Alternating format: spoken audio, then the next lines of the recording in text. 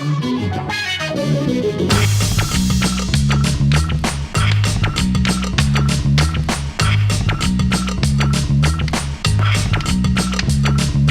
be shocked by the tone of my voice. Check out my new weapon of choice. Don't be shocked by the tone.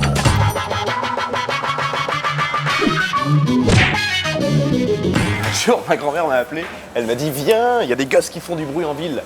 Viens. Allez, viens. Viens. C'était il y a 20 ans. C'était les vieilles charrues et je ne suis jamais reparti. J'ai presque pas changé.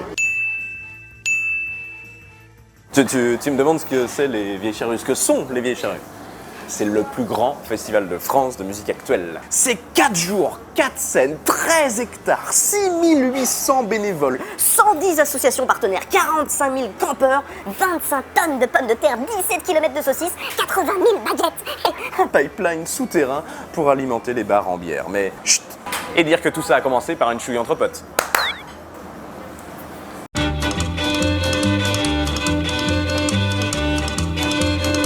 Au début des années 90, 15 étudiants du Crest Braze, pour la plupart pions, ont l'habitude de finir l'année universitaire par une méga teuf.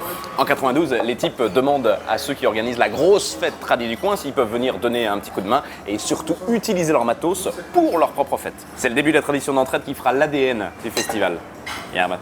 Et puis les Brésous, ils veulent surtout en découdre avec le rassemblement de vieux gréments qui est organisé la même année à Brest. Pourquoi ? Pour en finir avec cette idée que la Bretagne ne se résume qu'à son littoral. En 1992, après Jésus-Christ, toute la péninsule est occupée par les touristes. Toute ? Non, un territoire d'irréductible résiste encore et toujours à l'envahisseur.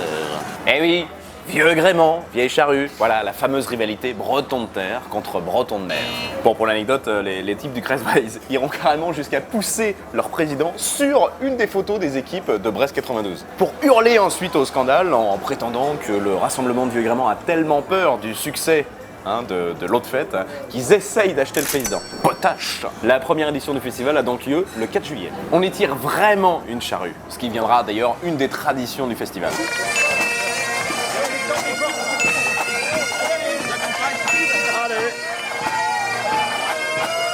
On y fait aussi du lancer de botte gauche, pointure 42. Du pétanque mooching ball. Alors le concept c'est que tu lances d'abord les boules et ensuite le cochonnet. Du lancer de cabique et la scène, c'est une remorque de tracteur. Grâce, gros carton.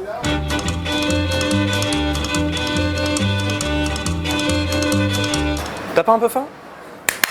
Magie. Bon, je te la fais vite. 93, la Riboule s'ouvre au public avec une première tête d'affiche, un décor de bord de mer, un phare de 9 mètres, etc., etc. 95, déménagement dans le centre-ville de Carhaix suite à l'invitation de la municipalité qui, entre-temps, a perdu les élections. Les boules. Les Blues Brothers cherchent une date et ne sont disponibles que le dimanche. Allez hop, passage à 3 jours. 97, avec la venue de James Brown, dans le centre Bretagne, quand même. Eh bien, 5000 personnes sont refoulées à l'entrée. Comme un peu la mer. Ça y est, l'événement est devenu un vrai festival. 98, les Vieilles Charrues quittent le centre pour la prairie de Kérampouil. Ça devient le plus grand festival de France. 2001, édition mythique, c'est complet avant l'ouverture des portes. 2006, le festival passe à 4 jours pour accueillir qui ? Johnny.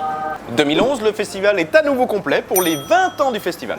2016, les 25 ans, à nouveau complet et une édition à New York. L'événement qui s'autofinance à 100% est aujourd'hui un des poumons économiques du centre-Bretagne, voire de la Bretagne entière. Et l'année dernière, 280 000 festivaliers. Matouille, voilà la marée humaine.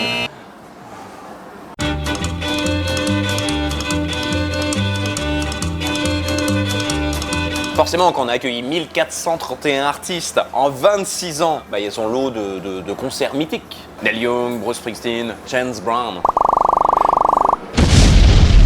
Et son lot d'anecdotes. Ben Harper, drapé dans un guanardou qu'un festivalier lui avait tendu avant de monter sur scène. Il a d'ailleurs encore la photo dans son bureau. Matmata, Noir Désir, Manu Chao, Java, édition mythique. Tous font la chouille au bar VIP jusqu'à 4h du mat, heure de sa fermeture. Jusqu'à ce que le maire de la ville, ancien président des Charrues, arrive et déclare « Par arrêté municipal, ce bar est réouvert ». Robert Smith de The Cure, en pleine crise de trac, qui fera enfermer quand même les bénévoles pour croiser le regard de personne en montant sur scène. Le chanteur de Dionysos qui slame sur la foule et qui finira avec des côtes fêlées. Springsteen qui vient avec son mobilier de loge.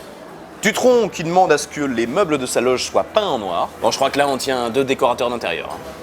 Et Jamiroquai qui shoot sur scène la pochette de son futur album. C'est con vraiment, parce que j'étais juste là. Je vous jure que j'étais juste là. Mais la coupe, enfin voilà. David Guetta qui à l'époque joue avec la plus grande boule à facettes du monde. Muse qui après avoir fait distribuer des photos d'eux pour qu'on les reconnaisse en coulisses des fois que. Puis ils ont joué sous le déluge, on aurait dit une tempête en pleine mer.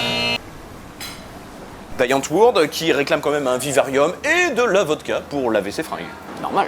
Alors bien sûr, il y a des tonnes d'autres anecdotes. Ok. Oh, t'entends? Allez, viens. Viens, je te dis, on en discutera sur place. Viens, je te dis. Il y a des gosses qui font du bruit en ville.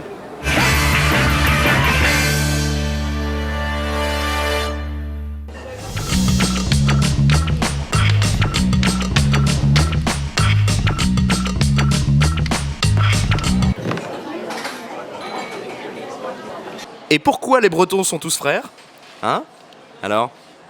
Bah parce qu'ils n'ont qu'un père. Ah ah! Qu'un père. Même si tu foires aux vieilles charrues, on sera